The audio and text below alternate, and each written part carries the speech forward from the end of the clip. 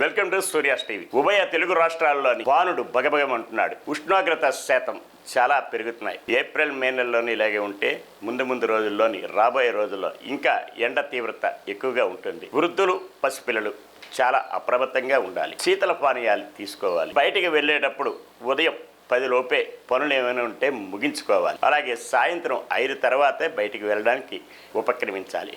ఎండంత సమయం కూడా ఇంట్లోనే ఉండడమే శ్రేయస్కరం. చల్లటి మజ్జిగ ఇటువంటి శీతల పానీయాలు మాత్రమే తీసుకోవాలి. అలాగని కూల్ డ్రింక్స్ ఎక్కువ తీసుకున్నా సరే ఆరోగ్యకరమైన ఇబ్బందులు ఉంటాయి. మనుషులకైతే జాగ్రత్తలు తీసుకుంటాం. పశుపక్షాదులు ఉంటాయి, మూగజీవులు ఉంటాయి. వాటికి ఏదైనా సరే కాస్త నీరు అందేటట్టు మీ ఆరుబయట ప్రదేశాల్లో పెట్టడం మంచిది. అత్యవసర పరిస్థితుల్లో బయటికి వెళ్ళవలసి వచ్చేటప్పుడు టోపీ కంపల్సరీ వాడండి. అలాగే చలువు కలజోళ్ళు వాడండి. గొడుగు వాడుకోండి. ముఖ్యమైన ఎండల్లోనే పని ఒత్తిడి కూడా ఎక్కువగా ఉంటుంది. అటువంటప్పుడు చాలా అప్రమత్తంగా ఉండాలి.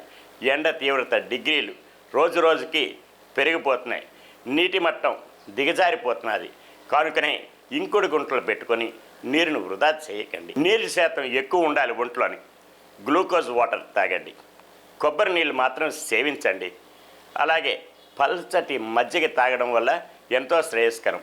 చల్లగా ఉంటుంది కదా అని కూల్ డ్రింక్స్, ఈ సోడాస్ ఇలాంటివన్నీ తాగితే మాత్రం ఆరోగ్యానికి ప్రమాదకరమైన పరిస్థితి ముందు రోజుల్లో వస్తాయి.